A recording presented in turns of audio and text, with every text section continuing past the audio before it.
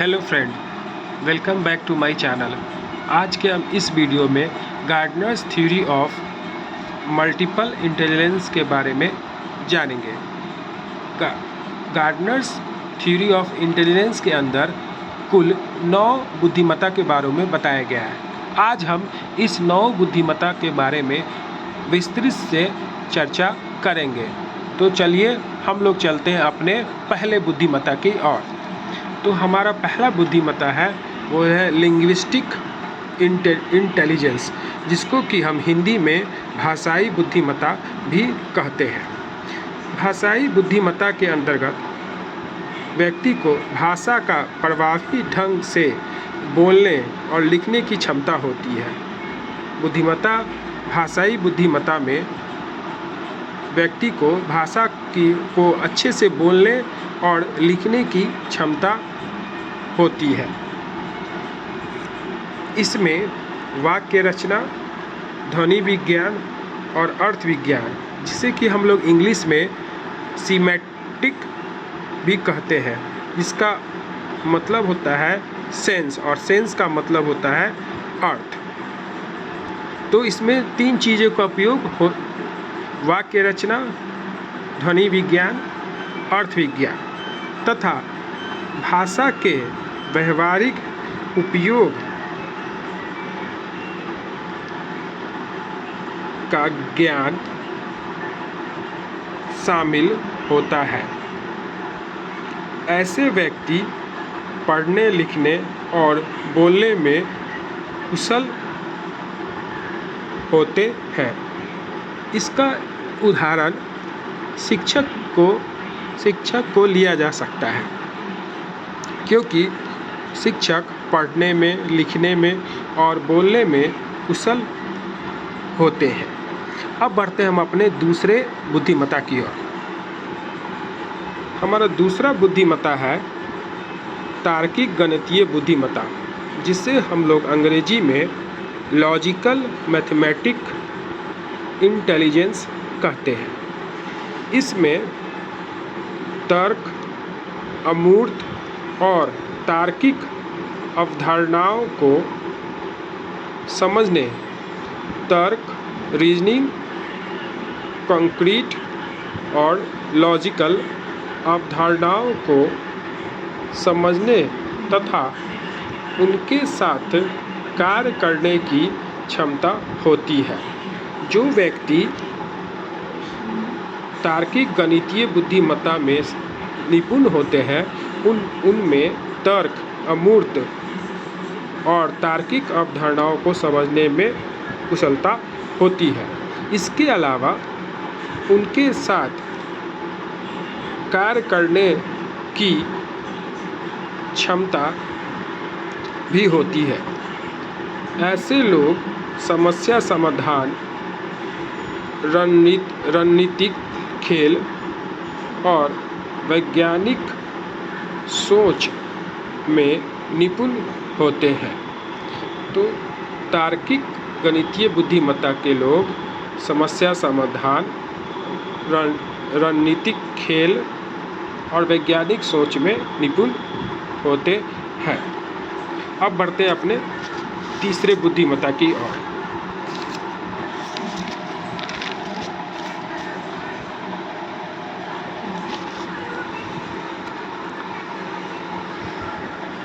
हमारा तीसरा जो बुद्धिमत्ता है वो है म्यूजिकल इंटेलिजेंस, जिसे कि हम हिंदी में संगीतात्मक बुद्धिमत्ता भी कहते हैं। जैसा कि इसके नाम में ही संगीतात्मक बुद्धि है, तो ऐसे व्यक्ति संगीत प्रस्तुत करने, उसे बनाने यानी उसे रचना करने में और संगीत के पैटर्न को समझने की क्षमता रखते हैं। इसमें सुर, लय और धुन को पहचानने एवं बनाने की योग्यता शामिल होती है।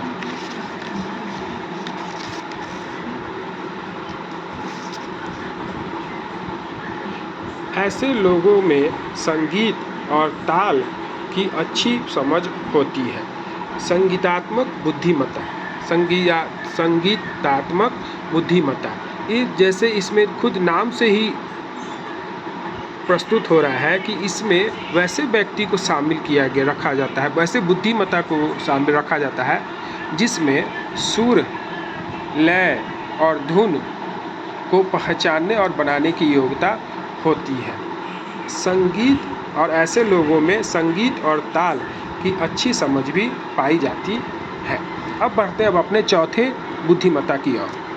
हमारा चौथी बुद्धिमत्ता है शारीरिक गतिशील बुद्धिमत्ता, जिसे कि हम अंग्रेजी में बॉडली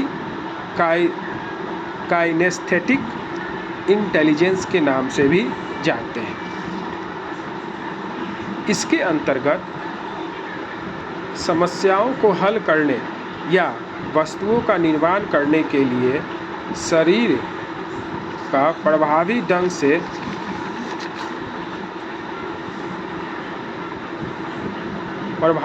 से उपयोग करने की क्षमता, इसमें संतुलन, शक्ति और शरीर की कुशल गतिविधियां शामिल होती हैं। जैसा कि इसमें नाम से ही है कि शारीरिक गतिशील बुद्धिमत्ता, मतलब इसमें शरीर में संतुलन, शक्ति और शरीर की कुशल गतिविधियां शामिल किए जाते हैं। इसके उदाहरण खिलाड़ी और सर्जन को लिया जा सकता है, क्योंकि दोनों में सर्जन को अपने हाथ पर निपुण होना पड़ता है जब वो ऑपरेशन कर रहा होता है तब, और खिलाड़ी को जब वो कोई खेल खेल रहा होता है तब। अब बढ़ते अपने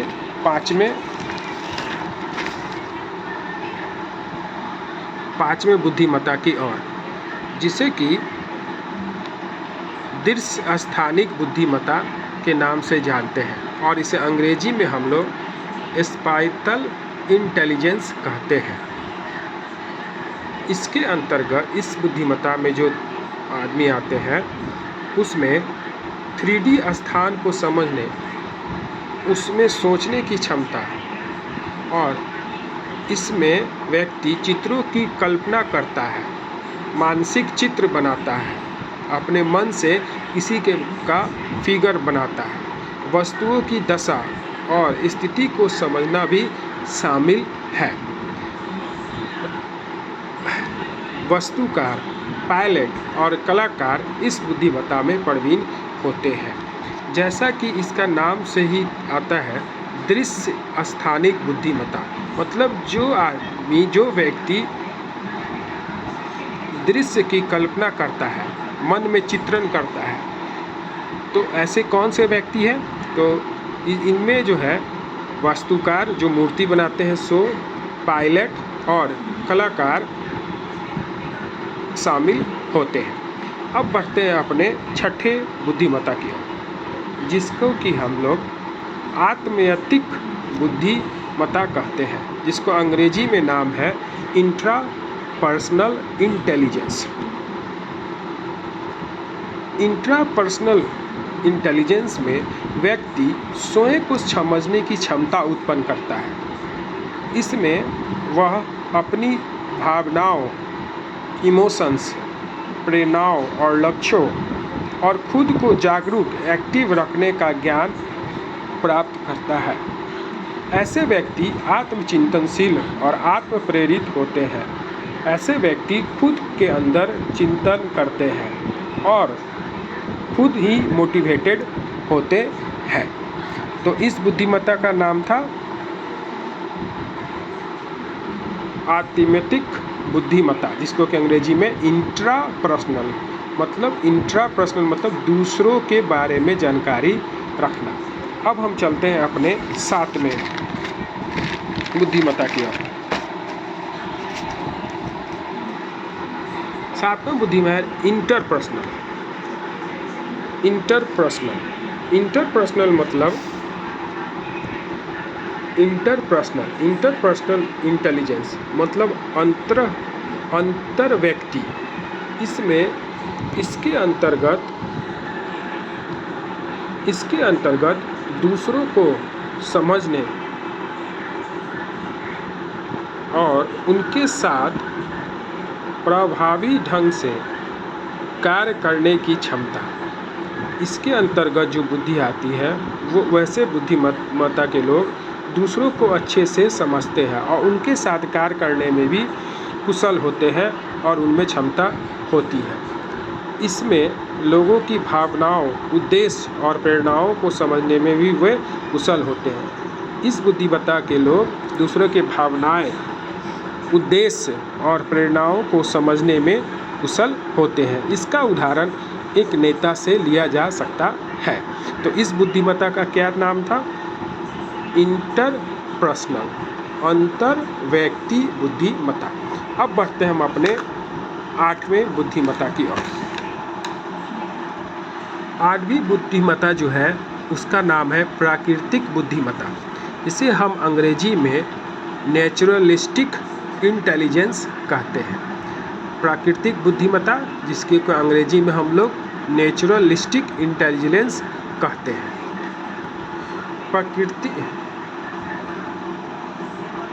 प्रकृति की विशेषताएं को पहचानने और वर्गीकृत करने की क्षमता। ऐसे व्यक्ति प्रकृति में जो भी विशेषताएं हैं और उन सब विशेषताओं को अलग अलग करने की क्षमता, वर्गीकृत करने की क्षमता होती है। इसमें पेड़ पौधे, पशु पक्षी और प्राकृतिक वातावरण को समझना तथा उनका अवलोकन करना, उनके बारे में जानकारी जुटाना शामिल है। इसके उदाहरण प्रकृतिवादी और पर्यावरणविद और किसान हो सकते हैं। तो अभी हमने जिस बुद्धि का नाम चर्चा की उसका नाम था प्राकृतिक बुद्धिमत्ता।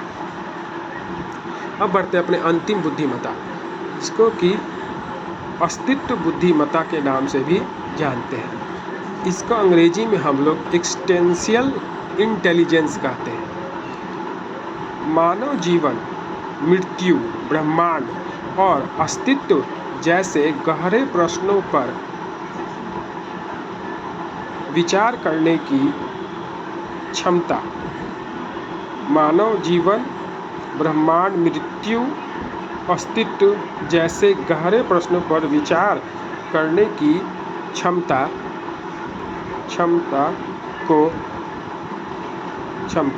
ऐसे व्यक्ति गहन चिंतन, आध्यात्मिक जागरूकता और नैतिक तर्क करने में कुशल होते हैं। अस्तित्व बुद्धिमत्ता में व्यक्ति गहरे प्रश्नों जैसे ब्रह्मांड, अस्तित्व के बारे में विचार करते हैं और गहन चिंतन कर दूसरों को जागरूक करते हैं और नैतिक तर्क करने में कुशल होते हैं। आप सभी, ये था आज का 9 बुद्धिमत्ता जो कि गार्डनर्स के द्वारा दिया गया था। अगर आप सभी को वीडियो अच्छा लगा हो तो कृपया लाइक और सब्सक्राइब कर देंगे। वीडियो देखने और अंत तक बने रहने के लिए आप सभी का धन्यवाद।